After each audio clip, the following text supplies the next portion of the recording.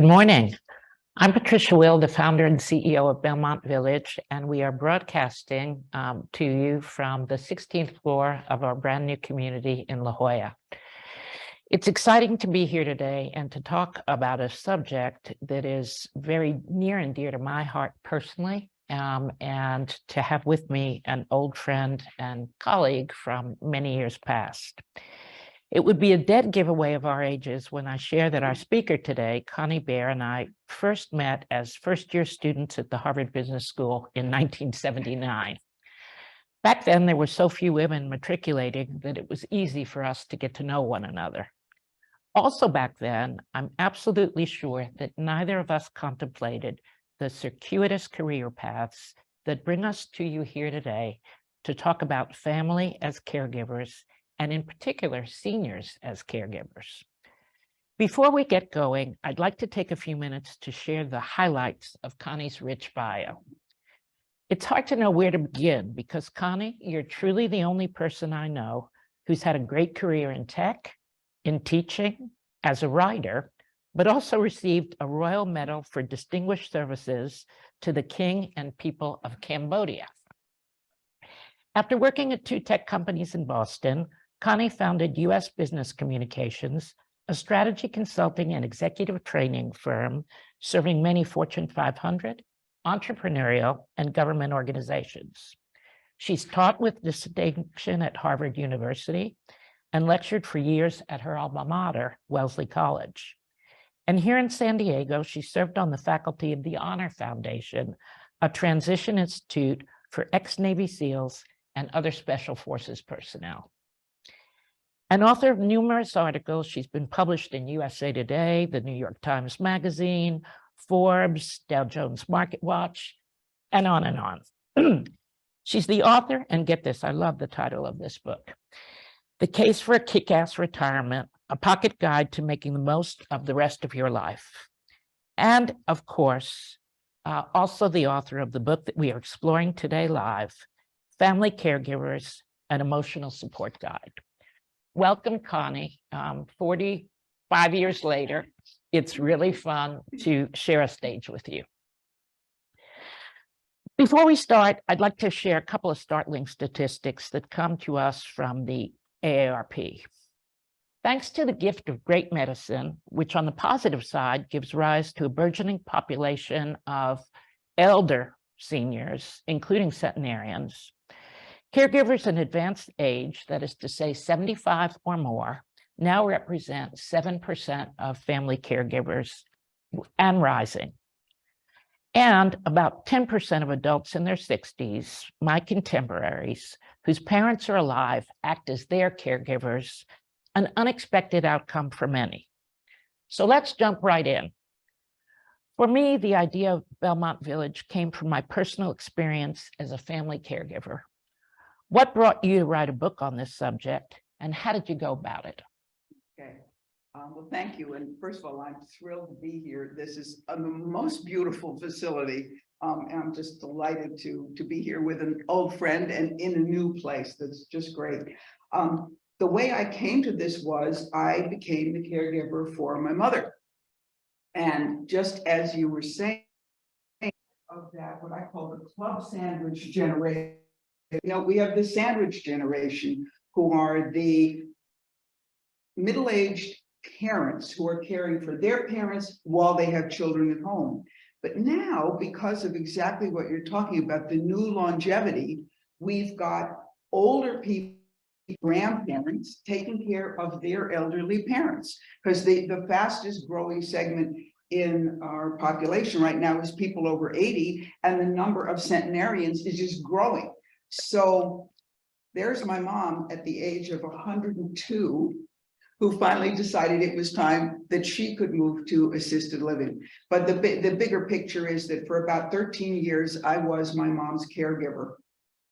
She lived to be 105. She was pretty active right up until the end. She died just this past December. But during that time, somewhere maybe about 5 years in, the stress began to get to me. The hard parts of caregiving began to get to me, and I said, how am I going to make it through? So I said, I'm looking for answers, and I began to read books, join caregiver support groups, interview caregivers and people who counsel caregivers. So that was really the origin of the book. I ended up talking with probably about 100 different caregivers, hospice counselors, social workers, trying to say, how are we going to survive on an emotional level? Because this is really an emotional survival guide. How are we going to get through? So that's what led me to it. It's an amazing story. You say in the book that family caregivers are invisible. That's how you start the book. Would you read us a little bit of that introduction? Sure. It starts out, it says, we're family caregivers, you and we're invisible. I've been caring for my mom for about 13 years now. That was true when I wrote the book. And you know as well as I do that this is a lonely job, caregiving. And for most of us, it's all new. We're not the professionals here, the home health aides, the medical folks, the hospice teams. We're just a family. We stumble, pick ourselves up, go at it again, try to do better. And no one really knows what we do or what it's like to take on this job. One more little bit here. This isn't, by the way, about all the administrative, medical, legal, financial, et cetera, parts of managing another person's life. This is about the emotional side of caregiving, the part that hurts, the part that can leave us feeling inadequate, depleted, sad, the part that sometimes makes us want to scream, the part that needs to cry out. So this is why I wrote the book, in the spirit of making us more visible, of recognizing how hard this job is, of offering some hope and some help. I've asked caregivers to share some of their darkest moments and their wisest thoughts. And I've asked counselors to tell us how to deal with the guilt, resentment, and loss, and also how to find our way. Thank you for that. So I want to home in on a particular element of that, which I would call the elephant in the room. Something that is palpable, and that certainly through the years as a family caregiver I've felt. Guilt. Can you tell us the story about Fred? Sure, I love the story about Fred. This is Fred.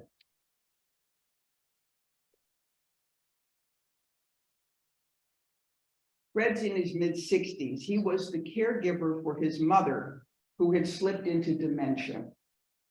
Here's what he says. He says, it was fine until the night they found her wandering along a 4-lane highway in her bathrobe. We can't keep her here, they told me. So Fred found a memory care facility for his mother. Fred says, I would go there every week. Sometimes she would recognize me, sometimes not. Sometimes my partner would come with me, and sometimes it was a solo visit. Sometimes I just wish she was dead. I love my mother very much, but I wanted her to die. She wasn't enjoying life. It was awful. I knew I would never act on those thoughts, but I felt so guilty. And here is what Liz Dean, who is a palliative care social worker, this is what she says about that. She says, I've seen all of it. Anger, guilt, resentment. Some people go into caregiving really motivated. I can do this. They're ready to take care of mom or their spouse or their dad. And then the months go by and the years go by and the motivation lessens. The endurance lessens. It can be a roller coaster of emotions, resentment or anger, and then guilt about feeling those feelings. It's all over the map for people, and all of it is valid. You can experience the anger and resentment and also love your mom or your spouse or your dad unconditionally. Those things are hard to reconcile, but they're not mutually exclusive. Here's how it wraps up. Sometimes a caregiver feels, I just wish they would die already. I might say, says Liz, What I'm hearing from you is that this is really hard and you wish this would end. It doesn't mean you don't love your spouse or your dad or your mom. Those emotions are so hard to capture. I want to stay with anger and then the guilt that we feel about anger. It's normal to feel anger and resentment and then tremendous guilt because you're dealing with somebody who you deeply love. Can you talk to us a little bit more about that? Yeah, those emotions. I think one thing that's important, one of the wise social workers said to me, it's also about rinse and repeat. Just when you think you've got the anger, okay, I've got that taken care of, then you get triggered a few weeks later and the anger comes back. These emotions do, as the other person said, it's a roller coaster. I think of them as the pirate emotions. You know, pirates always say, arg. So A is for the anger, R is for resentment, G is for guilt. And most of us are pirates, at least some of the time. Here's a story about anger that I haven't been able to stop thinking about because I think it says so much. This is a lady we use pseudonyms in the book. She's called Irene. Irene is 66. She's an only child. She's been the caregiver to her mother for 5 years. Irene says she died at 95. The last 1.5 years were the hardest. We never had a great relationship to begin with. After a visit with her in her house, I'd go out to my car and just pound the steering wheel, yelling loud with the windows rolled up until I got home. I'd go immediately to my computer and furiously hammer on the keyboard. You can't believe what happened, I would write to myself. And she continues, I've had quite a few friends ask about how to deal with the change in personality that came along with declining body functions. It helped me to vent my frustration by writing it down to get it out of my system. When I think back, I think I now know that Mom was just angry at the fact that she couldn't manage any of the things that were happening to her. She was always a very independent woman, and I think it really bothered her to have to rely on others and on a medical system that couldn't solve any of her problems.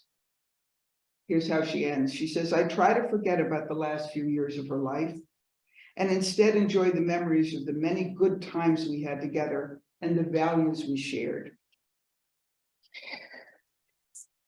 You again hit upon a subject here very briefly in Irene's story about carrying forward relationships that may or may not have been that good to begin with when you become a family caregiver, or for that matter, the person who's being cared for.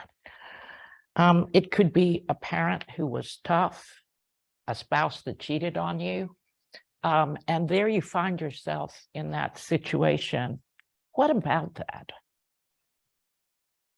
It's a really tough one. I've asked a lot of people about that. I think the answer tends to be very individual. This is what Jenica Polikow, she's a social worker, and she specializes in the emotional wellness of older adults with a focus on caregiving. She says healing old wounds, she says it depends on the care provider's resources and where they're at. When I have clients and I'm working as their therapist, they have access to that emotional support. They're typically more prone to explore at that point. Others maybe aren't in that place of emotional exploration, and they don't have that emotional support. It would only do harm to dig into past resentments. Then it might just damage the relationship with their loved one. And here's Carol. Carol's 73. She's the caregiver. She happens to be a good friend of mine as well. She's a caregiver for her mother for 10 years. Her mother's 99. Carol says, it's just like what you were talking about. She says, we didn't have a good relationship. I was a difficult child. She always loved my brother, who now never goes to see her. I used to get angry with her, but I've learned to diffuse the anger with humor. I mean, she's still manipulative, but now I nod and smile and I say to myself, she's doing it again. So again, you just touched on a subject that really speaks to family dynamics, but not necessarily the family dynamics between the caregiver and the person being cared for. We may be hitting a landmine here. Sibling dynamics. Among siblings, there's a lot of consternation about who has the greatest burden. I've heard it many times. My sister gets by because she lives in New York. Or, I'm not the only one who lives close, but I'm the only one who goes by. Or, my brother just bought a Ferrari. Why am I paying for the care? Or just simply, there are 4 of us. Why me? What about siblings and caregiving? Oh, I love that question. Here's a statistic. You're so right. Everything is just spot on. According to a big study from the National Alliance for Caregiving and AARP, 60% of caregivers say that they're the sole caregiver or are shouldering most of the load. So I think if you feel that way, you've got a lot of company, and there's nothing that seems to get caregivers going more than saying, so have you got any brothers and sisters? How's that working out for you? Let me tell you about Bobby.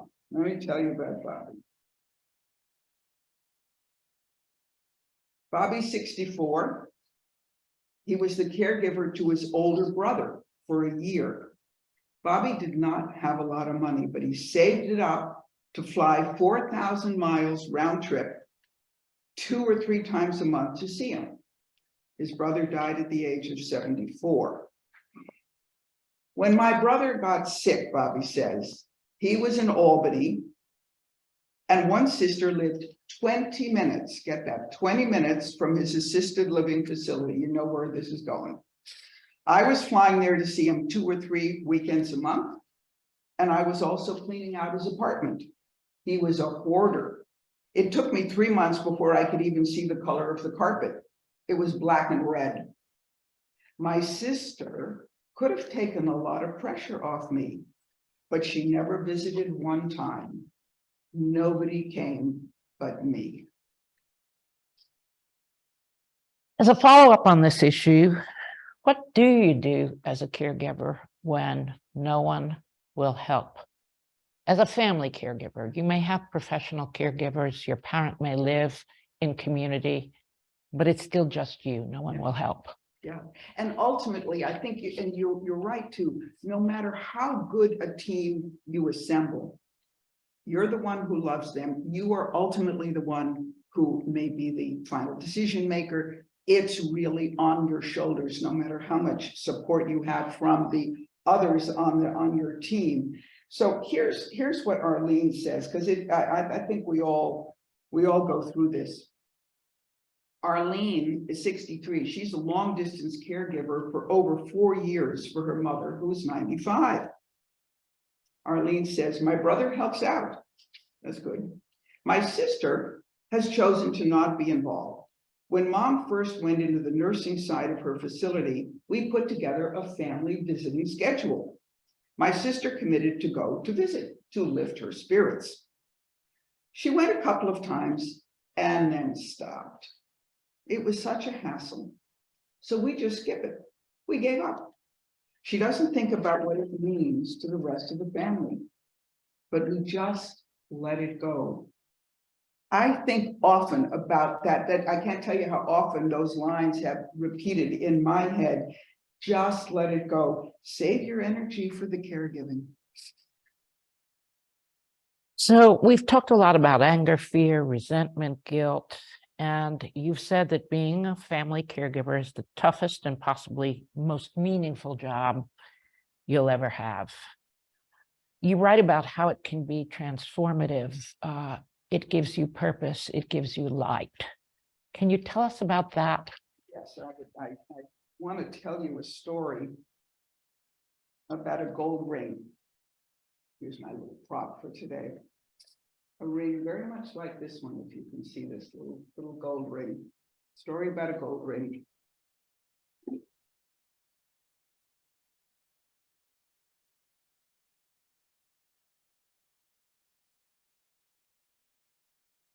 Her name is Helen.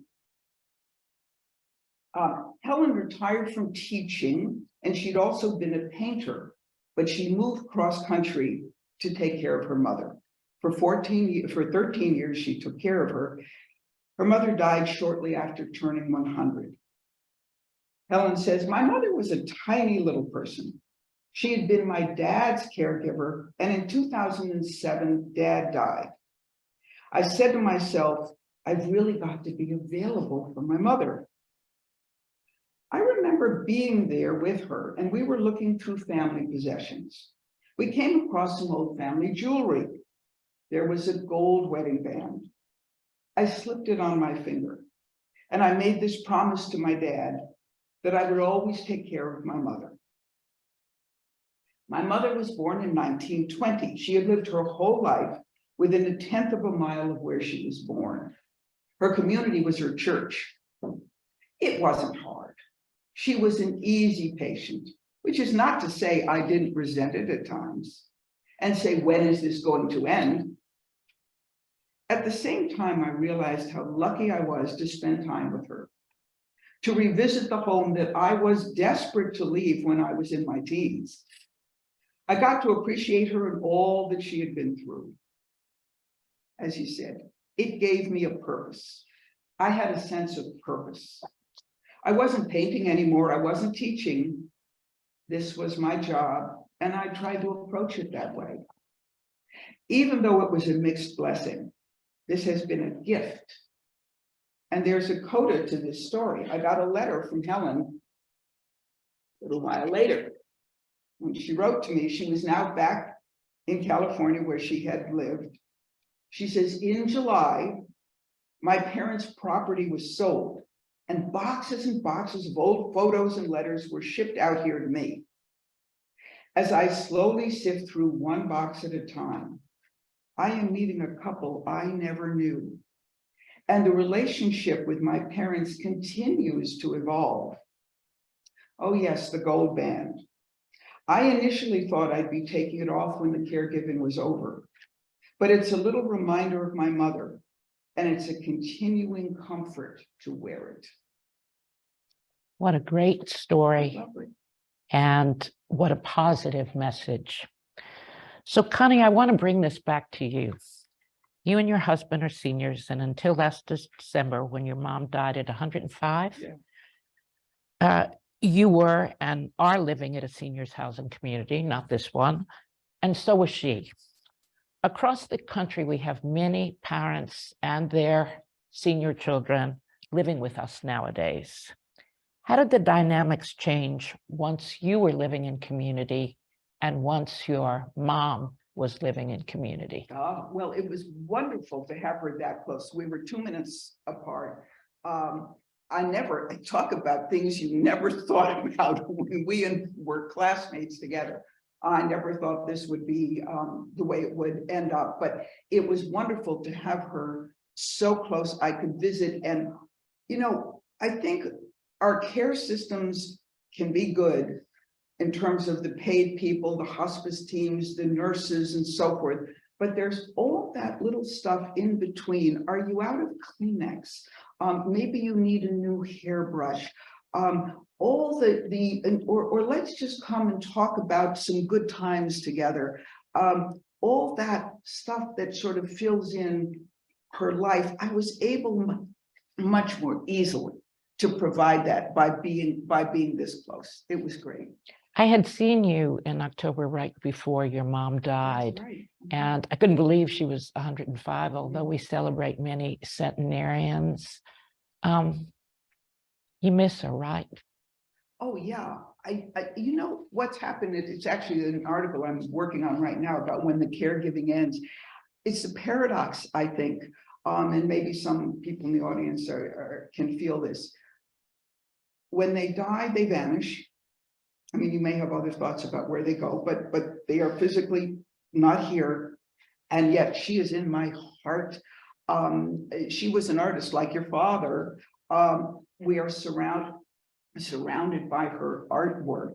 So I feel her continuing presence. Now, this morning, I thought, gosh, got to tell mom that I'm going to go do this. But no, that's not going to happen. She knows it's fine. And I feel that she's with me. I'm really glad to hear you say that. You may know that my mom passed away at a Belmont Village. It's going on 5 years now, and I talk to her every morning. Okay, we have questions coming in from the audience, but because we referenced Mom as an artist, I'd like to pop the first one. I don't know if you guys can see the book on camera, but I know that there's a special secret about the cover of this book. I hope you can all see it. Can you tell us what the secret is? The secret is that this is a painting that my mom made. Let's see, can we hold it up? We'll see if we can. Yeah, this is painting that my mom made. She didn't often do figurative work, and so I was talking with my daughter and said, what should we do? My daughter actually said, Mom, I'm going to help you with the cover of your book, because the last cover of your book I didn't like at all. So I said, fine, help me out. We found this picture. So this is a painting by my mom. Her name was Sue Whitman. And the cover was designed by my daughter, who was a tech design expert. So we kept it in the family. It's a great story. So this comes in from an attendee in the audience, and the attendee is asking, do you have any advice for splitting caregiving duties among willing family? How do we stay on the same page? I have come across some examples where what the family has done is look at what is the expertise of each person. So if they're willing, and you're lucky if they are, very often one member will do the finances, or somebody else, maybe she's a doctor, she'll handle the medicines and the medicine refill. So one way that can work is if you say, well, you know, what are you good at? What do you want to do? That's one thing. These schedules, I don't know if they ever really work. I know so many stories. Well, Monday, Wednesday, Friday, but you know, this one will go and visit, and then Tuesday, Thursday. But they tend to break down after a while. But it's worth trying. I think though, one thing you want to make sure is that you settle out who is the ultimate decision maker, because when push comes to shove, if you haven't kind of worked that out, it can get a little bit thorny when one person says, well, I want the doctor to do this, and the other one says, yeah, but I don't think so. If it's possible to work out who is the person in charge, that's going to take care of a lot of problems at the end. Do you find that the conflict in researching this about caregiving is strictly about caregiving, or is it about estate? Is it about views on end of life? What are the pain points here? Yes, oh, that's a good one. One that sort of surprised me, but I did encounter it is, so let's say one member of the family, I love this is a real story. One member of this particular family, she retired first. So she said, I got voluntold that I would be the caregiver, not volunteered. I got voluntold, you're retired, you be the caregiver. Well, okay, so then what often happens is, as time goes on, the caregiver moves in with mom or dad. Well, that's hard. They're there every day, they're on call all the time, they're doing, and yet the other members of the family say, well, you know, you're living rent-free. So yeah, you can get some real tough issues there, and they're hard to work out, because, as we all know, and this is where maybe you want to get some outside help. Sometimes you're not fighting the battle over mom and dad. You're fighting the battle over who did mom love best, right? Old family baggage that maybe you need to work through, or maybe you just need to say, we're all adults, we're going to move beyond this. And you may want to get a little extra help on that. For sure. So I want to center a little bit on a number of questions that have come in from the audience that speak to taking care of me. Seniors in particular who are caregivers who anticipated some me time, maybe after long careers, both in the household and out in the workplace. So the question comes in that says, how can I feel less guilty when I take time for myself? Oh, that is so common a feeling. I think we all feel that way. A lot of answers to that. I think one is, if you let the tank run to total empty, and let me just back up, because a lot of us are there. The Fidelity Investments commissioned some people to do a study of caregivers, and what word describes your caregiving? The first was stressed, and the second one was exhausted. This is the way most caregivers feel. And if you let that tank run absolutely empty, you're not going to be a good caregiver. So if you need some sort of permission, I'm going to give you permission right now. You've got to fill that tank. You have got to take some time for yourself, but also it doesn't have to be a lot of time. I've done some workshops on respite, and the subtitle I've often used is, and it's one of the chapters in the book, how to take a break when you don't have time to take a break. You can do things for 1 minute. You can meditate for 1 minute. The meditation apps will tell you even 1 minute will help you calm. You can take a 1 minute walk around the block. There are so many things you can do in just 1 minute. Even if you go to Netflix or Prime Video and watch something for 1 minute, that's just 1 minute. Well, maybe stretch it to 5 minutes. Just a few minutes. It doesn't mean you're taking a weekend to go to a spa or you're running off to Paris for 3 weeks. You can still be there. You can still be on call 24/7, but find one moment in your day. I'll give you one more example. This for you, because you have to recharge your batteries. I mean, it's a marathon, especially the thing I focused on so much is long haul caregiving. It's a marathon, but even marathon runners stop and they get a little glass of water. So here's what one guy did. He was taking care of his mother. He brought his mother to live with him. First thing in the morning, before she got up, he would do his exercise. He said, okay, this is some self-care. I feel good. I know I need to get it done. And he could get it done before the tumult of the day would take over.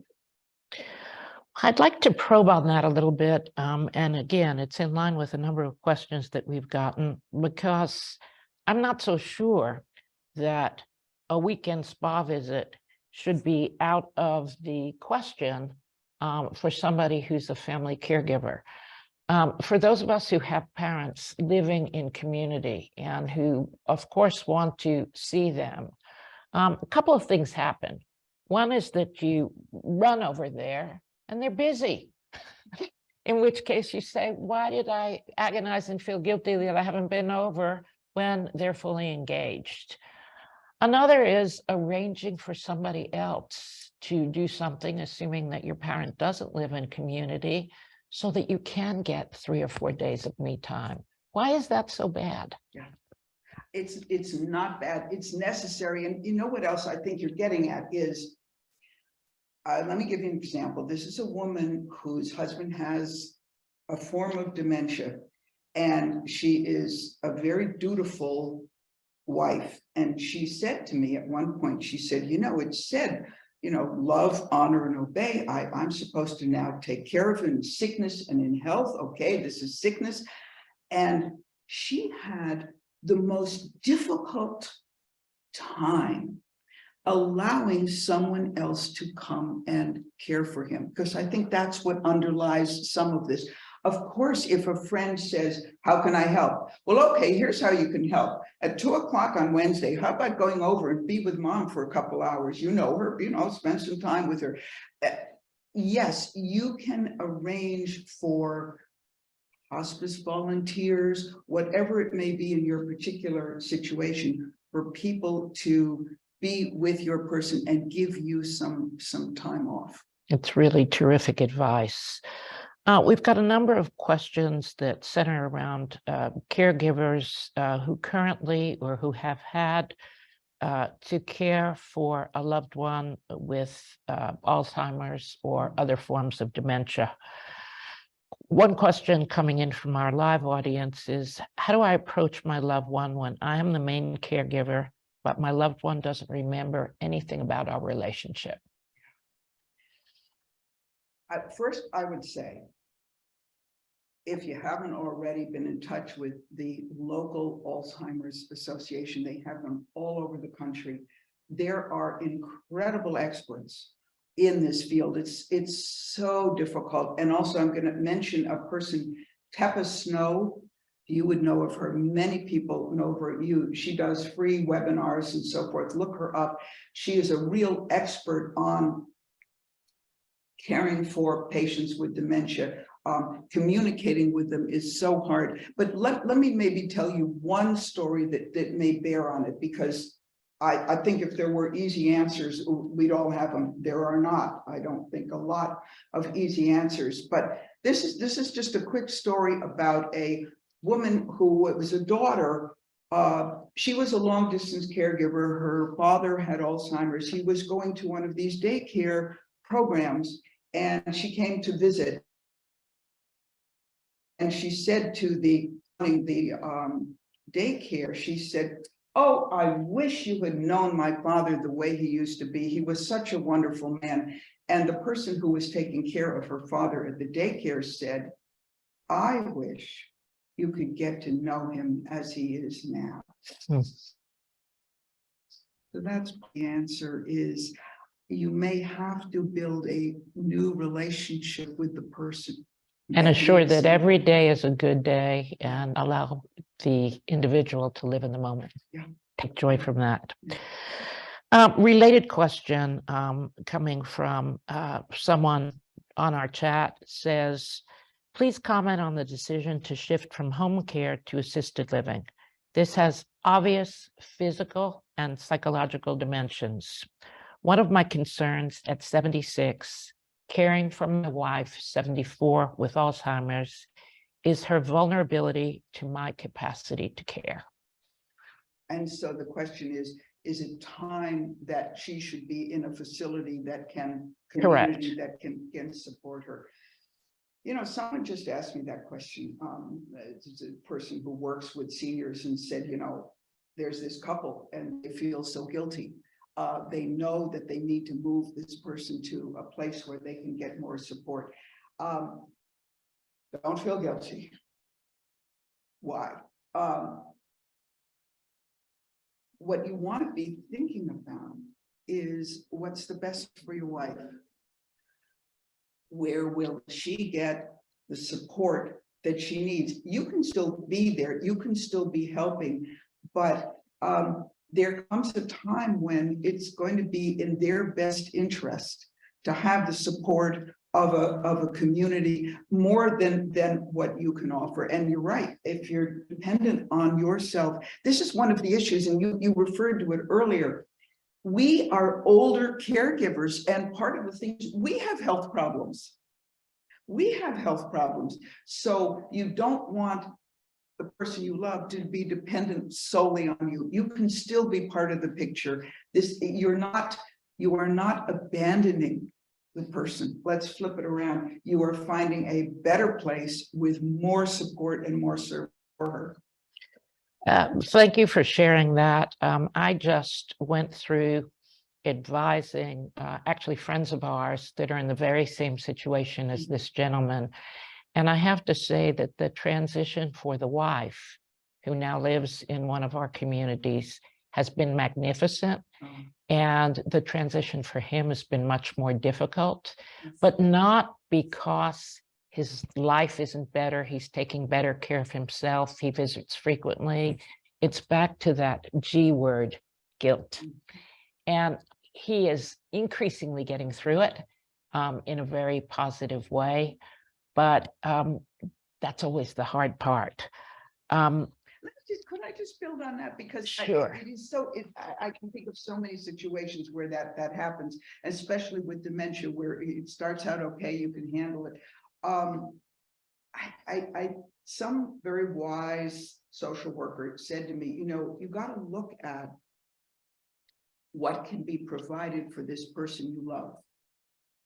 Somebody else can get the groceries. Somebody else can take care of the medication. Somebody else can do a lot of things.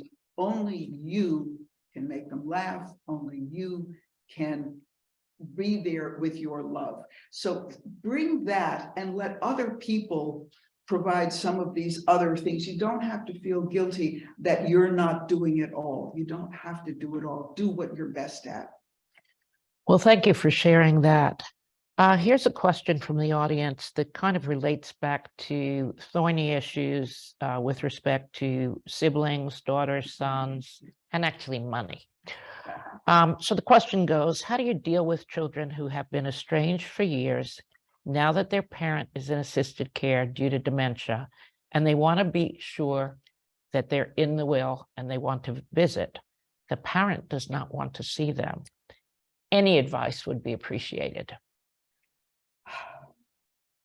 That's, I can tell you stories of alcoholic daughters who have shown up once only to steal mother's ring or to catch some checks while they were there. Some bad stuff can happen. One thing that may help is to enlist the people in the community. That's one thing that I know some of the executive directors have said. They said, listen, if you have a situation where mom who's here and we're taking care of mom does not want to see, you know, Teddy, we can help. So that may be one way that you're not saying, oh, to your brother, you know, he can't come, but let the facility help. That may work. Believe me, we have seen those situations many times, sadly. So here's another question from our audience. My best friend who has dementia is visited once a week by me and her son and her daughter, but all other friends have deserted her. Should I be putting pressure on them to visit her? I think that relates a lot to what the sibling problem is too. Some people can't deal with somebody who is declining, somebody who is dying. And I think that often is what happens in families. Some people simply, they can't deal with it. And I would think if the friend doesn't want to come, if it's something they don't feel comfortable doing. Now, maybe one possibility, I've tried this, sometimes this can work, bring them with you. Because sometimes people are, oh, what's this person going to look like? How is the interaction going to be? But very often that you might try that if they're willing, if you think they're willing to come, but you can break the barrier down, say, you know what, I'm going over to visit. Why don't you come with me? You can get it started, and then if there seems to be a nice interaction, you sort of fade into the background, you sit off to one side, and then maybe it'll be okay the next time.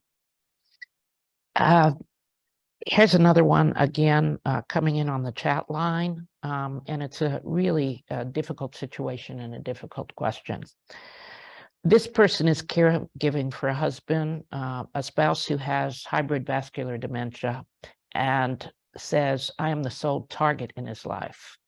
What do you have for the spouse caregiver with the POA who has been isolated from all prior friends and extended family due to them believing what the husband says and tossing me under the bus?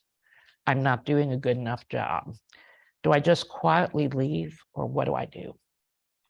So the question is really that, as we know very often in hybrid vascular dementia, the patient, the person who has this, can still articulate their feelings to other family members, and apparently is making the spouse, who is the caregiver, look bad. Oh. gosh. So maybe not an easy question here. Maybe there's some education that the spouse can do with and I don't mean this in a very fancy way, but talk with the family members, say, listen, let me explain to you what's going on here. My husband is saying this stuff, but this is the disease talking. You need to understand what the dynamic is. Maybe that would help somewhat, because she's being unfairly painted as a bad person. Mhm.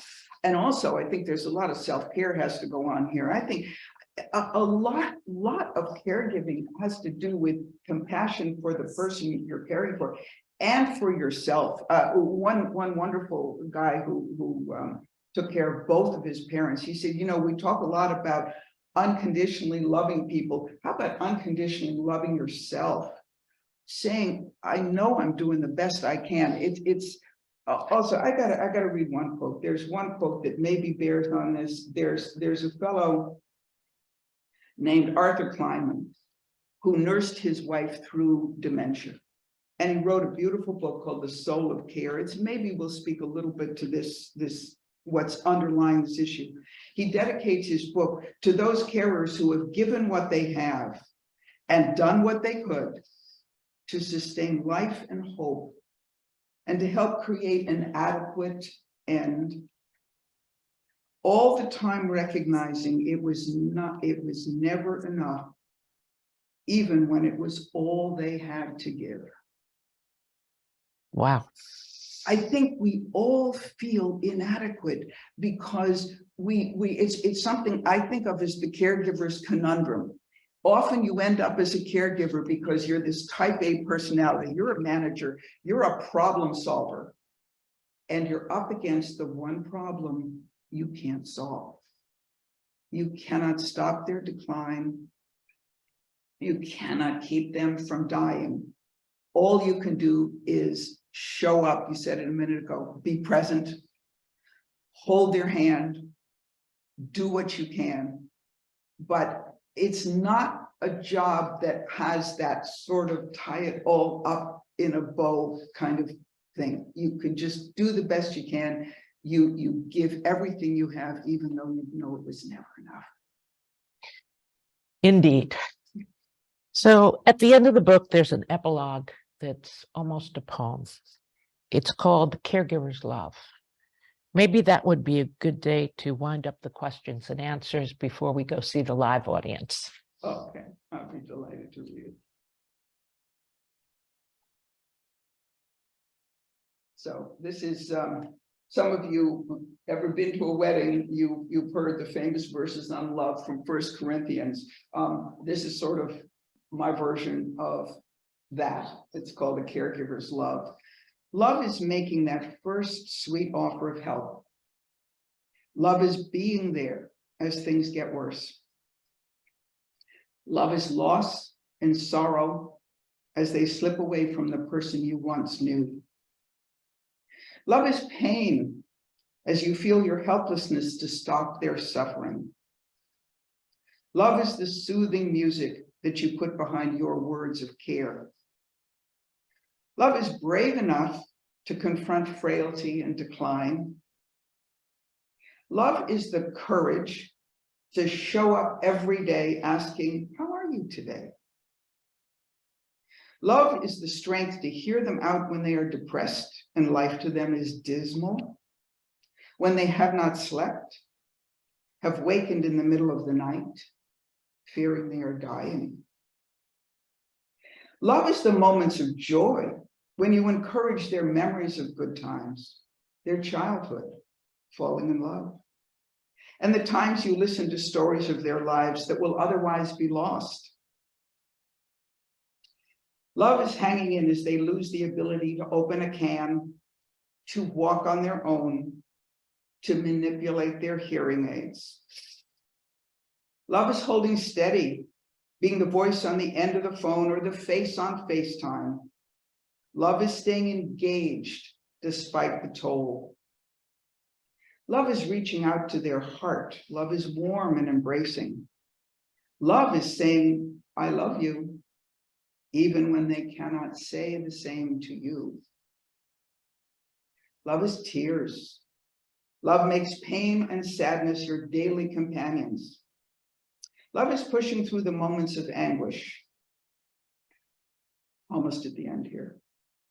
Love is knowing that you cannot fix the illness or slow down death's approach. Love is recognizing their fears and anxieties and the unknowing that they live with every day and night as they wait. Love is holding their hand as you both walk unfamiliar territory. And love is waiting beside them, imperfect as you are, as they take their final steps. Honey Bear, you take my breath away. What a privilege it is to have you sharing your experience, your personal experience, as well as your wisdom. For those of you in our live audience, Connie and I will be joining you so that she can sign your books and answer any further questions. Thank you for being with us today. It's been a pure, joyous experience for me.